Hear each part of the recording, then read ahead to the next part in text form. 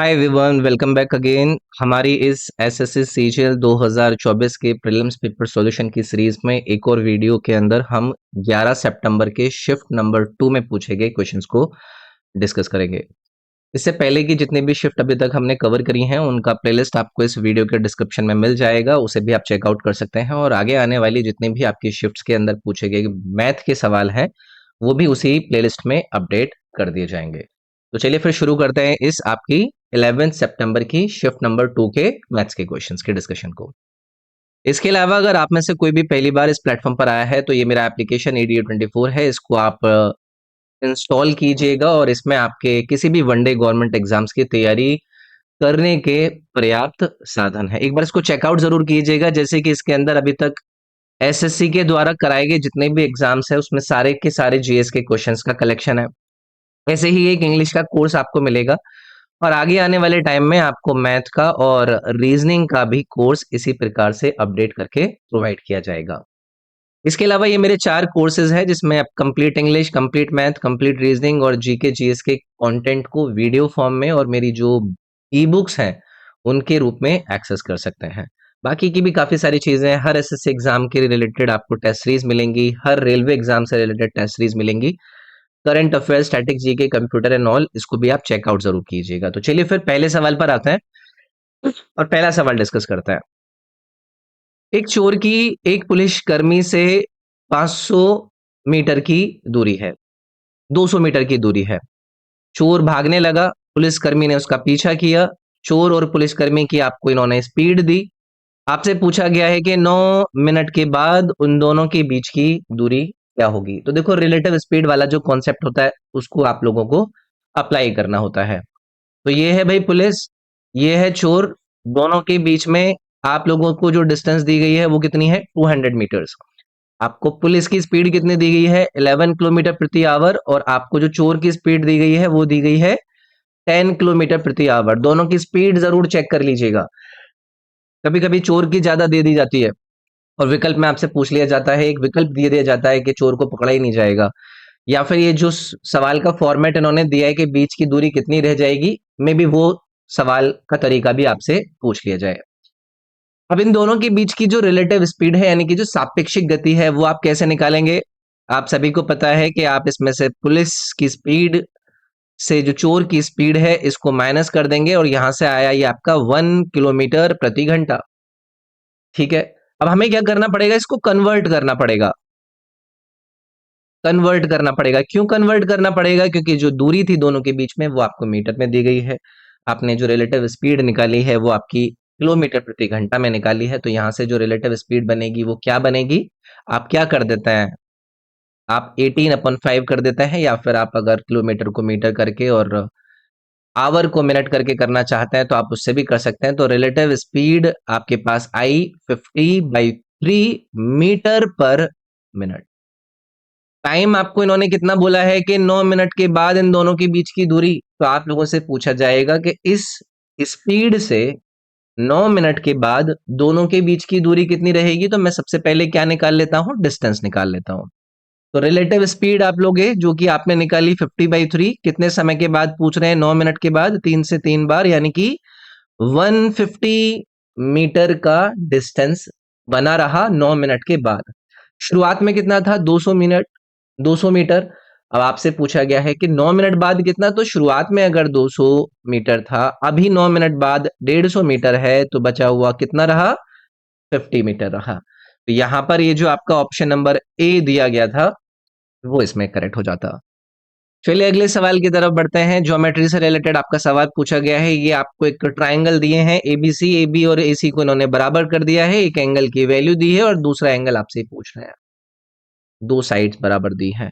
अब आप में से बनाना चाहे वैसे बनाने की जरूरत बनती नहीं है। अगर उन्होंने दो साइड आपको बराबर दे दी तो आपके दो एंगल क्या हो जाएंगे, बराबर हो जाएंगे ना। अब आपका जो एंगल इन्होंने दिया है वो क्या दिया है, ए, और इन्होंने क्या बोला है कि ए बी ए सी के बराबर है। अगर मैं इसको ए मानूं, इसको बी, इसको सी, तो ये वाला एंगल और ये वाला एंगल बराबर होंगे, जबकि इन्होंने ए की वैल्यू दी है आपको 80। अगर आप बी और सी एंगल को एक्स मानना चाहें या जो भी मानना चाहें, तो आपका एंगल सम प्रॉपर्टी से 80 प्लस एक्स की वैल्यू कितनी हो गई, 180 हो गई। तो x की वैल्यू 100 हो गई और x की वैल्यू कितनी हो गई, 50 हो गई ना।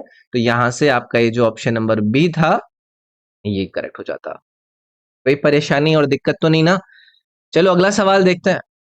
एस ने आर से कुछ राशि उधार ली और उसे 8% ब्याज देने का वादा किया। फिर एस ने उधार ली गई राशि को एक योजना में निवेश किया जिस पर उसने आर को ब्याज सहित मूल राशि का भुगतान करने के बाद 5% का लाभ भी कमाया। यदि आर ने सीधे ही योजना में निवेश किया होता तो बताइए कि उसको कितने प्रतिशत का लाभ हुआ होता। दो सिनेरियो दिए गए हैं।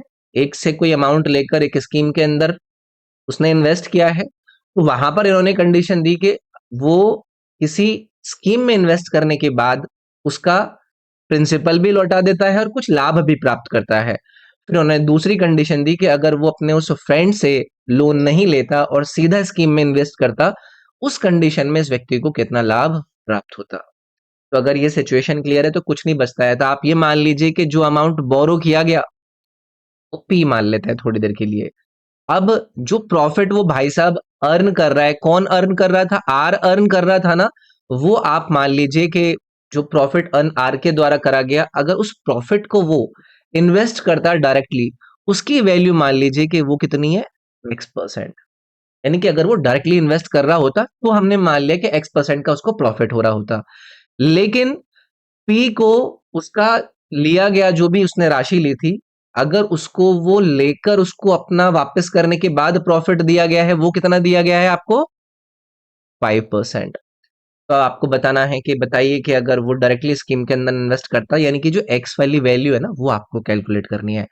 आप मुझे बताइए कि जब पी से इसने लोन लिया था तो इस एस व्यक्ति की जो टोटल अर्निंग है वो कितनी रहती। वो आर ने जो इंटरेस्ट दिया है जिसको इन्होंने कितना बोला है, 8%। यानी कि वो 8% का इंटरेस्ट प्लस एस का जो प्रॉफिट है वो कितना है, 5%। ये किसकी अर्निंग होती भाई, एस की अर्निंग होती ना, क्योंकि 8% की ब्याज पर दिया और एस का प्रॉफिट है तो एस की कितनी होती, टोटल अर्निंग होती ना।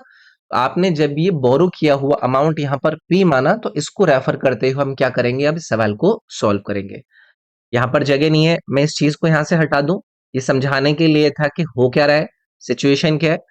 चलिए, अमाउंट हमने कितना बोरो करवा दिया भाई, पी करवा दिया। जो इंटरेस्ट पे किया गया वो कितना किया गया, इस पी का 8%, यानी कि वो कितना हो गया, 0.08 ऑफ पी। टोटल अमाउंट कितना हो गया भाई, जो पे किया गया, एक तो उसने जितना लिया था पी और आपका 8% का जो उसने इंटरेस्ट पे करना था, यानी कि 0.08 पी। यानी कि टोटल वैल्यू कितनी है, 1.08 पी। ठीक है। फिर उसके बाद इन्होंने क्या कहा था कि प्रॉफिट जो एस अर्न कर रहा है आर को पे करने के बाद वो कितना पे कर रहा है, 5%। तो मैं यहां पर अगर कहूं कि जो प्रॉफिट अर्न कर रहा है कौन, एस, आर को पे करने के बाद वो कितना था, 5%। यानी कि वो कितना हो जाएगा, 0.05 पी। ये क्लियर है ना। अब इसके बाद अगर मैं आप लोगों से कहूं कि एस की टोटल अर्निंग क्या होगी, मैं यहां पर लिखता हूं एस अर्निंग। ये क्या होगी, ये होगी जो आर ने इंटरेस्ट दिया और जो एस का प्रॉफिट था, यही है ना। यानी कि 1.08 जो उसने इंटरेस्ट के साथ वापस किया प्लस जो उसने प्रॉफिट कमाया था, यानी कि 0.05। 8 और 5 13, यानी कि कितना हो गया, 1.13 पी। ये हमने क्या निकाला है, एस की टोटल अर्निंग। आप लोग मुझे बताइए कितने प्रॉफिट हो रहा है यहां पर। अगर ये डायरेक्टली इन्वेस्ट करता, भाई 1 से 1.13 हो गया, यानी कि 13% का प्रॉफिट बन जाता ना, अगर ये भाई साहब डायरेक्टली इन्वेस्ट कर रहे होते तो। इजी था ना। थोड़ा सा दिखाने के लिए इसको इतना लिखना पड़ा, नहीं तो आपको सिर्फ क्या करना था कि 8% यानी कि 0.08 अगर सम करते हैं उसके द्वारा लौटाए गए टोटल अमाउंट में तो आपका 1.08 हो जाता है। 5% का प्रॉफिट, दोनों को सम करोगे तो 1.13, जो कि 1 के हिसाब से आपको 13% का प्रॉफिट दिखाएगा। ठीक है। चलिए अगला सवाल देखते हैं। यदि दो समरूप त्रिभुजों के क्षेत्रफलों का अनुपात 25:144 है तो उनकी संगत भुजाओं का अनुपात क्या होगा। तो क्या आप इसको देखते ही 5 12 आंसर कर पाए, ऑप्शन नंबर बी करेक्ट हो जाता। सभी को पता है ना, जो संगत भुजाएं यानी कि जो इनकी करस्पॉन्डिंग साइड्स हैं, उनके अनुपात का जो स्क्वायर होता है वो इनके एरिया के अनुपातों के बराबर होता है, यानी कि 25 डिवाइडेड बाई 144। और आपका ये वैल्यू आ जाएगा इनकी करस्पॉन्डिंग साइड्स के अनुपातों का। तो इसको लेकर भी कोई भी समस्या नहीं हुई होगी।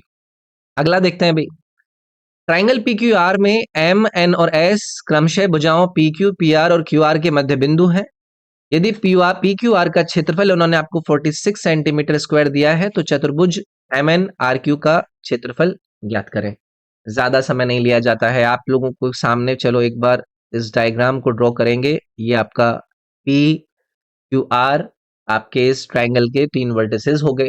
अब इन्होंने क्या कहा, एम एन एस से आपके इस ट्राइंगल पी क्यू आर को डिवाइड कराया। तो यहाँ पर पी क्यू आर पर जो मध्य बिंदु है वो कौन है, पी क्यू पर कौन था, आपका एम था। पी आर पर कौन है, आपका एन है, और इधर है आपका एस। तो ये मध्य बिंदु मैंने यहाँ पर आपके मिला दिए। अब इन्होंने आपसे कहा कि ये जो आपका ट्राइंगल पी क्यू आर था, इसका एरिया कितना दिया था, 46 सेंटीमीटर स्क्वायर। तो आप लोग बताइए कि इस आपके ट्राइंगल पी क्यू आर के अंदर सिमिलर है एक दूसरे के। अगर मैं हर ट्राइंगल का यहाँ से एरिया निकालना चाहूं तो आपका होगा कि आपको क्या करना है, सिर्फ इसको 4 से डिवाइड करना है। तो प्रत्येक ट्राइंगल का एरिया आ जाएगा 11.5 सेंटीमीटर स्क्वायर के रूप में। भाई ये पहला है, ये दूसरा है, ये तीसरा है, चौथा है। पूछा क्या इन्होंने, M N R Q, M N R Q इसका। तो यानी कि ये जो 2 3 4 नंबर वाले ट्राइंगल हैं, इनके एरिया को हम सम कर देंगे। अगर एक का एरिया 11.5 था तो 3 का निकालने के लिए आपको क्या करना पड़ा, 34.5 सेंटीमीटर निकल गया। बी ऑप्शन जो यहां पर आपको दिया गया था करेक्ट हो जाता। ठीक है, चलिए भी आगे बढ़ते हैं। अगला सवाल आपसे पूछ रहे हैं, एक वर्ग का क्षेत्रफल ज्ञात कीजिए यदि उसका विकर्ण आपको दिया गया है, यानी कि डायगोनल अगर आपको दिया गया है तो आपको किसी भी स्क्वायर का एरिया निकालने के लिए बोला गया है। सभी को एक फॉर्मूला रटा हुआ होता है, अगर किसी भी स्क्वायर की साइड एस है तो उसका डायगोनल क्या हो जाता है, एस√2, और उसका एरिया जो होता है वो साइड का स्क्वायर होता है। ये सभी लोगों को आइडिया होता है। ठीक है, अब इन्होंने क्या दिया है, आप लोगों को डायगोनल दिया है। तो अगर डायगोनल इन्होंने दिया है तो आप लोग साइड निकाल सकते हैं। तो 4.8 मैंने इधर रख दिया, साइड इंटू √2। साइड की वैल्यू कितनी हो जाएगी, 4.8 डिवाइडेड बाई √2। इसको सिंप्लीफाई कर लीजिए थोड़ा सा, अप्रोक्सीमेशन भी आप यहाँ पर यूज कर सकते हैं। √2 की वैल्यू कितनी होती है भाई, 1.414, लगभग 1.5 के करीब। जब आप इसको सॉल्व करेंगे तो ये लगभग आएगा आपका 3.4 समथिंग। ठीक है, 3.4 मीटर मैं यहाँ पर लिख देता हूँ। तो आपने साइड निकाल ली, तो आपको अगर एरिया निकालना है तो आपको क्या करना है, 3.4 का स्क्वायर करना है, जो कि आपको लगभग 11.6 समथिंग, यानी कि ये जो देखो विकल्प नंबर 4 दिया गया था ना, ये वाला बन जाता। इसमें कैलकुलेशन में आप थोड़ा सा, हो सकता है जिन लोगों का कैलकुलेशन पर हाथ हल्का हो उनको प्रॉब्लम हो, बट अप्रोक्सीमेशन से आप करेंगे तो आपको देखो नियर बाई 11.52 के ही लेकर जाएगा। ठीक है, चलिए भी अगला सवाल डीआई से आपसे पूछा गया है, एक बार इसको सॉल्व करते हैं। यहाँ पर दूसरा पेन यूज करते हैं, ये वाला यूज करते हैं। The following table shows scores in different subjects. अलग अलग सब्जेक्ट के अंदर जो स्कोर ऑब्टेन किए हैं, किसके द्वारा, अक्षय के द्वारा अपने स्कूल के अंदर। उसको पढ़िए और बताइए कि in which subject did he score the highest marks in percentage. यार हर सब्जेक्ट का परसेंटेज निकालना पड़ेगा। इन्होंने टोटल मार्क्स भी दिए हैं आपको, और इसमें इसने कितने मार्क्स ऑब्टेन किए वो भी दिया है। तो पहले मैथ ओपन कर लें। मैथ में कितने नंबर आए हैं इसके, 90 आए हैं। कितने में से आए हैं, 125 में से आए हैं। अगर आपको परसेंटेज निकालना होता है तो आप यही वाला काम करते हैं, 25 से 5 बार, 25 से 4 बार, ये आपका 18, और 18 इंटू 4 कितना आ गया आपका 72। यानी कि मैथ में कितने हैं अभी इसके, 72। आईटी देख लेते हैं। आईटी के अंदर इस भाई साहब ने कितने स्कोर किया है, 45 आउट ऑफ 60। सिंप्लीफाई करेंगे, 20 से 3, 20 से 5, 15, 15 पंजे 75, यानी कि आईटी के अंदर कितने आए इसके, 75%। उसके बाद इंग्लिश को देख लेते हैं, 73 नंबर आए हैं 100 में से, तो परसेंटेज तो 73 ही हो गया। फिर हिंदी देख लेते हैं, हिंदी में आए हैं 56, 80 में से परसेंटेज निकालेंगे, 20 से 4, 20 से 5, 4 से ये आपका 14, और 14 पंजे 70। तो आपने हर सब्जेक्ट के अंदर इसके द्वारा हासिल किए गए परसेंटेज मार्क्स को निकाल लिया। तो आपसे पूछा है कि किसमें हाईएस्ट परसेंटेज है, तो आपको नजर आ रहा है कि वो इसके आईटी के अंदर आए थे, तो विकल्प नंबर यहाँ पर बी करेक्ट हो जाता। अगला सवाल देखेंगे, ये ट्रिग्नोमेट्रिक जो वैल्यूज हैं उससे रिलेटेड सवाल आप लोगों से पूछा गया। अब देखो इसमें बहुत से लोग ना डायरेक्टली अप्लाई करना शुरू कर देंगे कि 1060 की वैल्यू पुट कर दीजिए, ये कर दीजिए, वो कर दीजिए, लेकिन इन्होंने फॉर्मेट दिया है। इस फॉर्मेट को आप, आपने एक फॉर्मूला पढ़ा होगा ना, कौन सा, sign A cos B minus cos A sine B. तो ये जो डिनोमिनेटर में वैल्यू है, क्या ये इसी फॉर्मेट में नहीं है? तो ये आपका क्या होता है, ये किसका फॉर्मेशन होता है, साइन ए माइनस बी का ये फॉर्मूला होता है ना।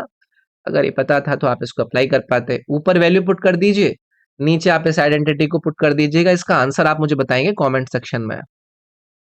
तो आपके लिए ये क्या है भाई, होमवर्क है। आगे बढ़े, चलिए अगला सवाल देखते हैं। इन अ ट्राइंगल एबीसी, एबीसी की वैल्यू 90 दी गई है, साइन ए को कुछ 1/2 के फ्रैक्शन में बोला गया है, तो cos सी की वैल्यू आप लोगों से पूछ रहे हैं। ट्राइंगल बना लेते हैं। इन्होंने इसको राइट एंगल बोला है बी एंगल को, तो ये आपका 90 हो गया, ये ए, ये बी, ये सी। उसके बाद इन्होंने बोला कि अगर साइन ए की वैल्यू 1/2 है, तो आप लोगों से अगर मैं कहूं कि यहाँ पर इस ट्राइंगल के अंदर sine A is equal to B C upon A C, sine A की वैल्यू इन्होंने 1/2 दी है। अब उसी हिसाब से आप अपने कॉस की वैल्यू कैलकुलेट कर सकते हैं। तो यहाँ से क्या कॉस सी की वैल्यू पूछ रहे हैं, साइन ए की वैल्यू के हिसाब से आपका ये सेक्शन बनता है। क्या इन्होंने कॉस सी की वैल्यू भी 1/2 नहीं हो जाएगी यार?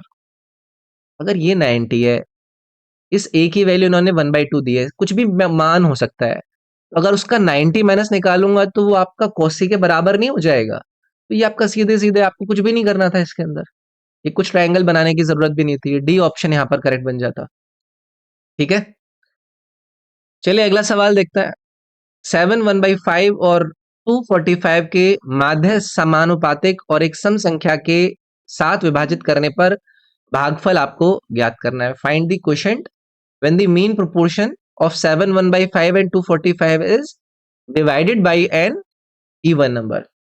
तो मीन प्रोपोर्शन, अगर दो संख्या a और b है और इन दोनों के बीच का आपसे मीन प्रोपोर्शन पूछा जाए, तो वो क्या होता है भाई, under the root a into B होता है कि नहीं? तो अगर मैं यहां पर आपसे पूछूं कि इन्होंने क्वोशिएंट के बारे में पूछा है और इसको कैसे निकालने के लिए बोला है, जो मीन प्रोपोर्शन आपका आएगा उसको डिवाइड कर दीजिए किससे, एक इवन नंबर से। ऐसे बोला है, इवन नंबर ही बोला ना, ठीक है। अब इसमें सॉल्व कर लेता है, मीन प्रोपोर्शन निकाल लेता है। मीन प्रोपोर्शन क्या हो जाएगा, ये 7 1/5 36/5 हो गया भाई, और ये आपका 245 है, 5 से इसको कट कर लीजिए, 49 हो गया। तो मीन प्रोपोर्शन कितना आ गया आपका, 6 × 7। इवन नंबर आपको यहां से उठाना है, तो पहले तो आप ये देखिए कि ये कितना आ गया आपका, 42 आ गया। तो आपको क्या लेना था, इवन नंबर। आप मुझे बताइए कि जब आप डिवाइड करते हैं 42 को एक इवन, यार यहाँ पर ना इन्होंने इवन प्राइम नंबर देना चाहिए था, ये तो या तो मिस हो गया है मेरे से। इन्होंने ना यहाँ पर इवन प्राइम नंबर दिया होगा, क्योंकि इवन नंबर तो ऐसे बहुत सारे ऑप्शंस हमारे पास आ जाएंगे। यहाँ पर इवन प्राइम नंबर दिया गया था, तो इवन प्राइम नंबर आपको पता है कि कौन होता है, 2 होता है। तो कुल मिलाकर आपको 42 को 2 से डिवाइड करना था और आपका यहाँ से क्वोशिएंट 21 आ जाता। तो इसको आप करेक्ट कर लीजिएगा, एक सम परिमेय संख्या के साथ आपको इसको डिवाइड करना है।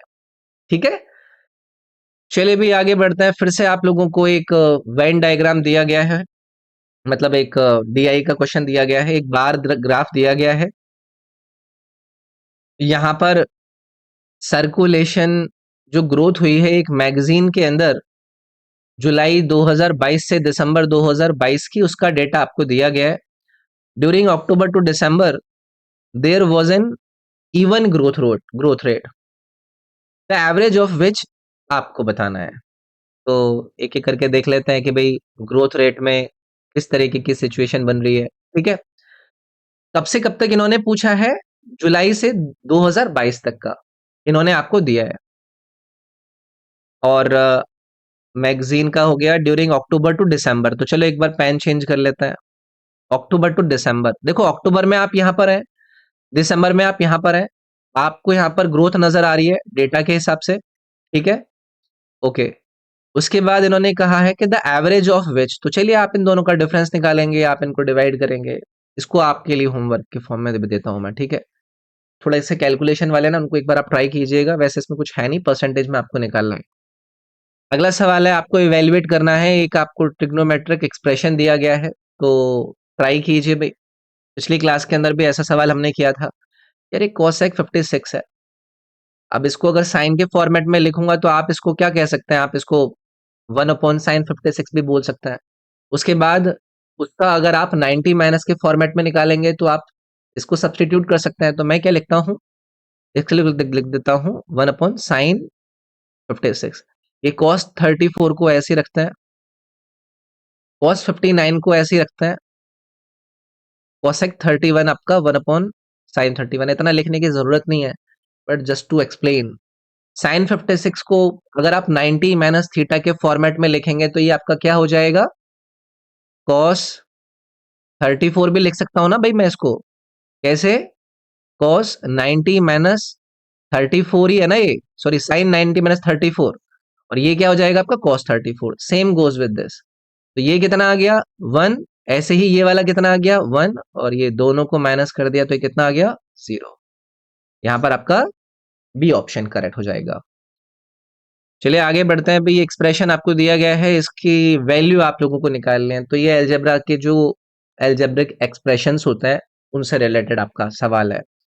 आप लोगों को अगर मैं पूछूं कि A cube minus B cube का फॉर्मेट क्या होता है, तो आप कहेंगे कि ए माइनस बी, और एक्सप्रेशन आपका A square plus A B plus B square, ये आपको याद होगा। आप लोग जो यहाँ पर इस दिए गए एक्सप्रेशन की तरफ देख रहे हैं, इसमें अगर मैं ए मान लूं 1.5 को और बी मान लूं 0.55 को, और इसका अंतर आप लोगों से पूछूं, तो क्या वो आपको 1 दिख रहा है भाई, है कि नहीं। अब इसी सेम चीज के एक्सप्रेशन को अगर आप देखेंगे तो ये क्या है, ये ए स्क्वायर है, ये बी स्क्वायर है, और ये क्या है, ए इंटू बी है। यानी कि आपने अल्टीमेटली क्या किया है, 1.55 का क्यूब माइनस 0.55 का क्यूब, ये एक्सप्रेशन को लिखा है, जो कि a माइनस बी के फॉर्मेट में यहां पर 1 दे देता, और इस वैल्यू की जगह पर आपका ये दिया गया एक्सप्रेशन है, मैं इसको x मान लेता हूं। तो क्या ये फॉर्मेट इसका नहीं बन जाता, यानी कि 1.55 का स्क्वायर माइनस 0.55 का, अच्छा क्यूब क्यूब सॉरी 1.55 का क्यूब माइनस 0.55 का क्यूब, यानी कि डी वाला जो ऑप्शन था वो करेक्ट हो जाता है इसमें। ठीक है, चलिए आगे आएंगे। ABC P Q R P Q congruent है, और साइड बताइए एबीसी की जो कि करस्पॉन्ड कर रही है पी क्यू को। ये देखो, कॉन्ग्रेंसी आप लोगों ने पढ़ी होगी, इन्होंने किसको कॉन्ग्रेंट बोला है, एबीसी को कॉन्ग्रेंट बोला है। किसके, पी क्यू आर नहीं है, आर पी क्यू है। आधे लोग एबीसी पी क्यू आर वाला फॉर्मेट रट कर बैठे होते हैं तो परेशान हो जाता है। अगर मैं एक बार आपके दोनों ही ट्राइंगल्स को ड्रॉ करके बताऊं, ये क्या है भाई आपका, एबीसी करस्पॉन्ड किसके है, आर पी और क्यू के। तो अगर ये दोनों ट्राइंगल्स सर्वांग सम दिए गए थे, यानी कि कॉन्ग्रुएंट दिए गए थे, तो आप लोग बताइए कि जो ये ए बी है ये किसको करस्पॉन्ड करता, आरपी को करस्पॉन्ड करता। जो बीसी है वो किसको करस्पॉन्ड करता, आपके पी क्यू को करस्पॉन्ड करता। और जो आपका एसी था वो किसको करस्पॉन्ड करता, आपके आर क्यू या फिर क्यू आर को करस्पॉन्ड करता। तो इन्होंने पूछा था कि पी क्यू के अनुरूप कौन है, तो पी क्यू के अनुरूप आपको कौन नजर आया यहाँ पर, बीसी ना। तो यहाँ पर आपका ऑप्शन नंबर ए करेक्ट हो जाता।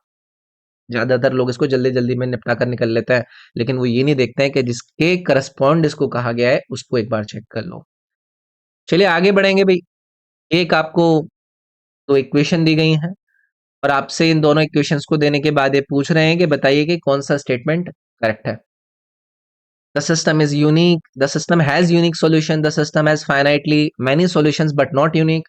इस तरीके के सवालों को डिटरमाइन करने के लिए, या फिर किसी भी लीनियर इक्वेशन के सिस्टम को डिटरमाइन करने के लिए आपको क्या करना पड़ता है, आपको मेथड ऑफ डिटरमिनेंट्स यूज करना पड़ता है, अगर आपने पढ़ा हुआ होगा तो। यानी कि जो कोफिशिएंट्स के रेशियोज हैं आपको वो कंपेयर करने पड़ता है। तो इन दोनों इक्वेशन को एक एक करके मैं लिखता हूं यहां पर नीचे की तरफ। 0.4x plus 0.1y equals to दिया गया है आपको 1.7, ठीक है। ये है 0.3x प्लस 0.12y, इसकी वैल्यू दी गई है आपको 3.4। ये आपकी इक्वेशन 1, ये आपकी इक्वेशन 2। अब इनके आपको जो कोफिशिएंट्स है, यानी कि एक्स और वाई के जो गुणांक है, उनके अनुपातों को आपको कंपैरिजन करना पड़ेगा। जैसे कि अगर मैं एक्स एक्स के रेशियोज को यहां पर लूं, तो एक्स के रेशियोज कितने आए? 4/3 आया भाई। अगर मैं यहीं पर वाई का अनुपात लूं, तो वो कितना आया? 16/12, यानी कि 4/3। और अगर मैं जो कांस्टेंट वैल्यू है उसका अनुपात लूं, तो आपका वो कितना आया? 1.7 डिवाइडेड बाई 3.4, यानी कि 1/2। ये तीनों रेशियोज आपने निकाल लिए, तो आपने देखा कि एक्स और वाई के कोफिशिएंट्स क्या है? इक्वल है। लेकिन जो कांस्टेंट है उसका रेशियो क्या है? डिफरेंट है। तो ये कंडीशंस होती हैं जब आपकी दो लीनियर इक्वेशंस के एक्स और वाई के जो गुणांक है, जो कोफिशिएंट्स है, उनके रेशियो तो क्या हो जाए? बराबर हो जाए। लेकिन कांस्टेंट आपको डिफरेंट कांस्टेंट वैल्यू दे, यानी कि डिफरेंट अनुपात दे, तो इस सिस्टम का कोई भी सॉल्यूशन नहीं हो सकता। इसको आप कहते हैं इनकंसिस्टेंट सिस्टम। यानी कि यहां पर आपका सिस्टम हैज नो सॉल्यूशन वाला ऑप्शन कौन सा है? डी वाला ऑप्शन करेक्ट हो जाता। ठीक है, तो ये अगर पता होता है तभी कर पाते हैं, नहीं तो इसको स्किप करके भागते हैं लोग। चलिए अगला सवाल देखते हैं। सिंप्लीफाई करना है, ये वाला सिंप्लीफाई वाले सवालों को आपको हम देंगे भाई होमवर्क में। इसका आंसर आप लोग मुझे कमेंट में करके बताएंगे कि क्या रहा। फॉर्मेट है यार, ये कुछ करना नहीं है, बस आपको ऊपर क्या करना है? 4.2 माइनस 1.2, यही करना था और कुछ नहीं बचता ना। तो कितना आ जाएगा आपका यहाँ से आंसर? आपका आंसर आ जाता भाई 3। ओके, आगे बढ़े। चलिए आगे की तरफ बढ़ते हैं। ये आगे भी आपका डीआई का सवाल, एक बार चलिए इसको पढ़ते हैं और देखते हैं कि आप लोगों से क्या पूछ रहे हैं। 5 डिफरेंट कंपनीज हैं, मैन्युफैक्चर करते हैं प्लास्टिक और वुडन बैट्स को। और ये जो बैट्स हैं उनको लेबल किया गया है ब्रांड ए या फिर ब्रांड बी से। The given table shows the number of wooden bats as a percentage of the total bats जो कि मैन्युफैक्चर कर रही है हर कंपनी। ये भी बताता है कि जो प्लास्टिक बैट्स हैं उनको लेबल किया गया है ब्रांड ए, ब्रांड बी के रूप में। ईच कंपनी के बारे में बोला गया है कि वो 1 लाख बैट्स को मैन्युफैक्चर करती है। टेबल को पढ़ना है, पूछे गए सवाल को आंसर करना है। Taking all the companies together, how many plastic bags of brand B have been manufactured? यार एक एक करके ना आपको सारी कंपनी कंसिडर करनी पड़ेंगी इसमें। ठीक है, तो चलो करते हैं, कोई दिक्कत नहीं है। थोड़ा सा समय लगेगा, वैसे एग्जाम में इसको अटेम्प्ट करने में ज्यादा समय नहीं लगता है, बट टू एक्सप्लेन समय लगेगा। तो पहले पी कंपनी को पिक कर लेते हैं। पी कंपनी के अंदर वुडन जो बैट्स हैं वो कितने दिए गए? 65%। किसका 65%? 1 लाख का। अगर मैं पी के अंदर वुडन बैट्स की बात करूंगा तो वो कितने हो गए भाई? 65,000, है ना। और अगर मैं प्लास्टिक बैट्स की बात करूंगा तो वो कितने हो गए? 35,000। इसके अंदर भी ब्रांड है, जैसे कि ब्रांड ए और ब्रांड बी का जो अनुपात है वो इन्होंने दिया है आपको 3:7।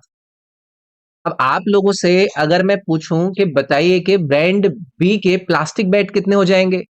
ब्रांड बी के अंदर प्लास्टिक बैट तो 7 है, तो यानी कि आप क्या करोगे? 7/बाई टोटल।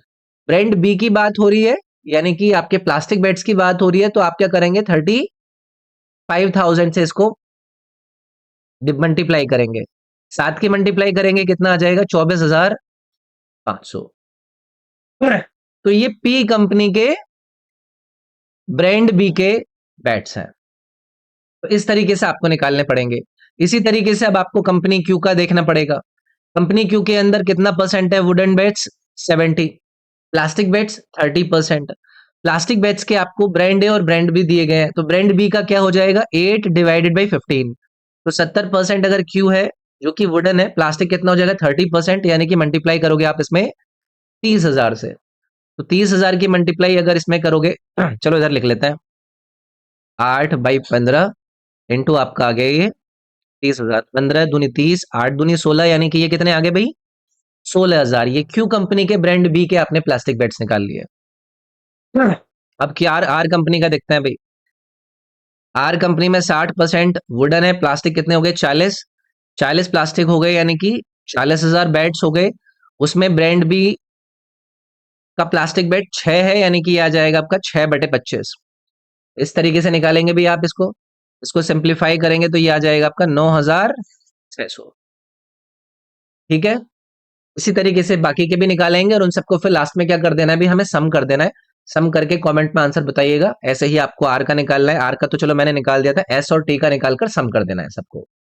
ओके, चलिए अगला सवाल देखते हैं। Find the average of prime numbers जो कि 50 और 76 के बीच में लाई करते हैं। 50 और 76 के बीच स्थित अभाज्य संख्याओं का औसत आपको ज्ञात करना है। तो आप लोग बताइए कि पहली अभाज्य संख्या आफ्टर 50 53 होती है, फिर कौन सी आती है भाई? 59 होती है ना।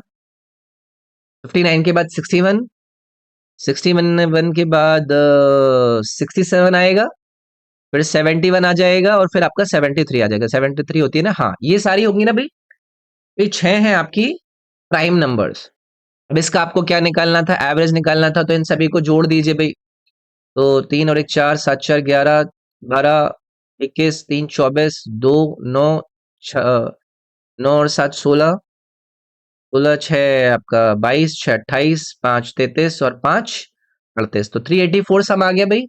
प्राइम नंबर्स कितने आपने निकाले? 6। आपने औसत निकाला तो 6 से आपके स्कोर ये 6 6 36, तो 64 आ गया भाई औसत। ऑप्शन नंबर ए करेक्ट हो जाएगा। चलिए आगे बढ़ते हैं। अगला सवाल है, एक बल्ले का क्रय मूल्य अंकित मूल्य का 75% है। 15% की छूट देने के बाद लाभ प्रतिशत की गणना कीजिए। आसान है यार, इनमें कुछ भी नहीं होता है, ये सिर्फ समझाने में थोड़ा टाइम लग रहा है। मार्क प्राइस अगर आपका 100 था तो आप लोग बताइए कि कॉस्ट प्राइस उन्होंने उतना बोला कि मार्क प्राइस का 75%, यानी कि सीपी आपका कितना रहा? 75। डिस्काउंट आपने दिया है कितना? 15%, जो कि आप किस पर देते हैं? मार्क प्राइस पर। और मार्क प्राइस पर डिस्काउंट देने के बाद आपके पास क्या आता है? Selling price. तो 15% का डिस्काउंट अगर आपने दिया तो सेलिंग प्राइस कितना रहा आपका? 85। तो आपको निकालना है गेन परसेंटेज। सीपी आपके पास है, एसपी आपके पास है, दोनों के बीच का अंतर क्या हो जाएगा? इन दोनों के बीच का गेन। 85 में से 75 घटाए आपका 10 आया, डिवाइडेड बाय सीपी जो कि 75 आपको दिया गया था। तो यहां पर आपको मल्टीप्लाई करना है इनटू 100 से।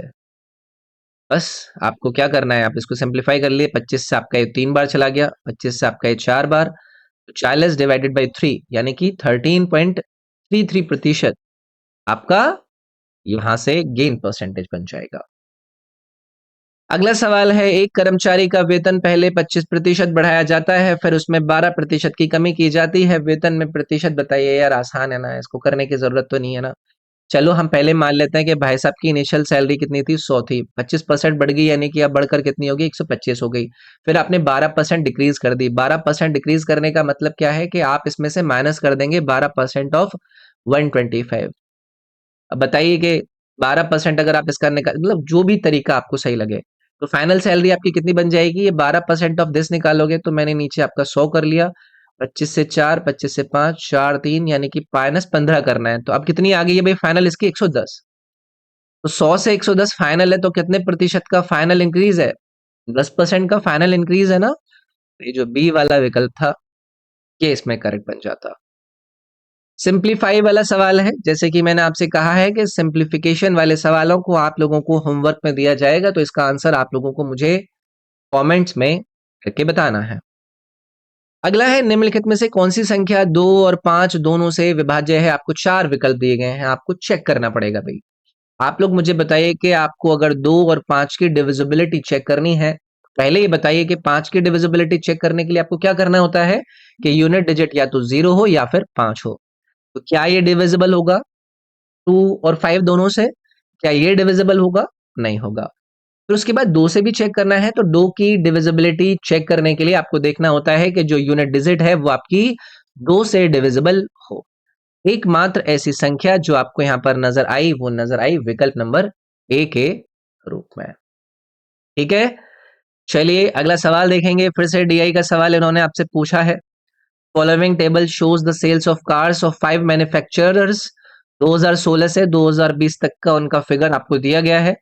आपसे पूछ रहे हैं कि डिफरेंस बताइए total number of sales manufacturing M2 और total number of sales manufacturing M4 2016 से 2019 तक के बीच में। 2016 से 2019, और डिफरेंस किस किस के बीच में पूछा है? M2 और आपका M4। सम करना है भाई। M2 के लिए सम करें तो आपको कितना मिलेगा? 160, 170, 180 और 190। तो आप इसको सम कीजिए, ये 0 है, 9 और 8 17, 17 7 24 और 6 30, 3 4 5 6 7, तो M2 का आ गया भाई 700। ठीक है, टोटल सेल्स आपको निकालनी है तो वो फिगर 100 में थे, तो मैं यहाँ पर 100 की भी मल्टीप्लाई कर सकता हूँ। तो उसके बाद M4 देखना है, M4 में कितना है, 200, 210 कितना हो गया, 410, 410, 430, 630, 660, 760, 860, तो ये आ गया आपका 860 इंटू 100। यानी कि इन दोनों के बीच का अंतर निकालना है तो 700 को माइनस कर दीजिए, 860 में से तो कितना आया 160, और इसमें आप 100 की मल्टीप्लाई कर दीजिए, तो अंतर कितना आ गया भी आपका 16,000 का। आसान है, चलिए आगे बढ़ता है। अगला सवाल है, पाइप ए आमतौर पर एक टैंक को 6 घंटे में भरता है, लेकिन टैंक के तल में आपको एक लीकेज है, जिसकी वजह से उसको भरने में आपको 2 घंटे एक्स्ट्रा लगता है।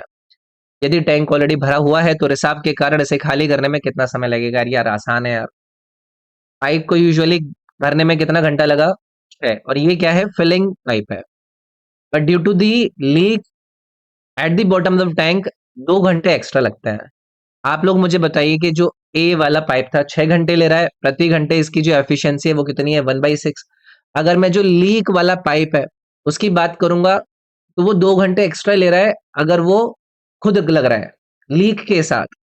अगर वो 8 घंटे ले रहा है, क्योंकि 2 घंटे एक्स्ट्रा थे, 6 + 2 8 हो गए, तो प्रति घंटे की एफिशिएंसी कितनी होगी उसकी? 1/8। तो जो रेट है लीक का वो कितना हो जाएगा? आप ये तो कहोगे कि भाई भरने का 1/6 था, मिलकर जब लीकेज के साथ हो रहा है तो 1/8 है, तो यहां से कितना आया आपका? 1/24 आया ना भाई।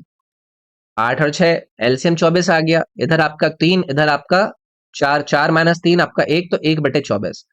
तो आप बताइए कि एफिशिएंसी कितनी हो गई? 1/24 अगर प्रति घंटे करा जा रहा है तो टोटल घंटा कितना लगेगा? 24 लगेगा ना। तो यहाँ पर आपका आंसर कितना आ जाता? सी आ जाता। चलिए भाई, अंतिम सवाल है आपकी शिफ्ट का। 7% प्रतिवर्ष की साधारण ब्याज की दर से इतने और इतने होने में कितने वर्ष लगेंगे? एसआई की बात हो रही है, कितने को कितने होने में, मतलब एसआई कितना है? 11,928 में से 8,400 निकालना है, यानी कि कितना निकालना है ये आपका? 8, 2, और ये कितना हो गया? 16 और 19 आपका 35। इतना ऐसा ही निकालना है आपको। चलिए भाई, 3528 ऐसा ही हो गया। इतना था आपका प्रिंसिपल 8400। समय आप लोगों से ये पूछ रहे हैं, दर इन्होंने आपको दी है, ये टी है ना, निकालना है, डिवाइडेड बाई आपका 100 है, ये हमने निपटा दिया। 7 से आपका 5 4, तो आपको क्या करना है? 8400 डिवाइडेड बाई 504 करना है। तो आप 504 करना है, 7 से कट गया ना ये कितना आ गया भाई? 7 5 4, 2 0 ये गए, 3 है 7 है, कुछ मिस कर रहा हूँ क्या मैं यहाँ पे? कुछ मिस किया क्या? ये इतना ही आया है ना, ऐसा ही 3528 ऐसा ही आया है। 8400 है, ये हमने इसको निपटा दिया यहाँ से 0 से, है कि नहीं? और ये 7 था। अच्छा, तो 504 डिवाइडेड बाई ये आएगा ना 84, तो इसको करना है भाई, तो ये कितना हो जाएगा? लगभग 8 पंजे 40, 8 6 48 से 6 बार चला जाएगा भाई। ये ऑप्शन आपका ए ऑप्शन आ जाता है इसमें। ठीक है, तो ये थी आपकी एक और शिफ्ट। आई होप मजा आया होगा। मजा आया तो आप वीडियो को लाइक भी कर सकते हैं। जो होमवर्क वाले सवाल दिए हैं आपको सिंप्लीफिकेशन वाले, उनको आपको कमेंट्स में मुझे करके आंसर को जरूर शेयर करना है। क्वेश्चन नंबर लिखिएगा, आंसर लिख दीजिएगा।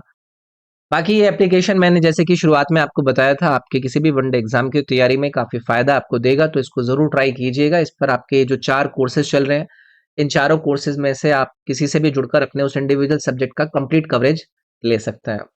बाकी हर एग्जाम के टेस्ट सीरीज के साथ साथ आपके पिछले सालों में पूछे गए इंडिविजुअल कोर्सेज मैंने डाले हुए हैं, जिनको क्विज फॉर्मेट में आप जितना मन करे उतनी बार अटेम्प्ट कर सकते हैं। तो चलिए, मिलता हूं आपसे अगली वीडियो में। इस वीडियो में इतने रखेंगे। Thank you, take care, bye bye.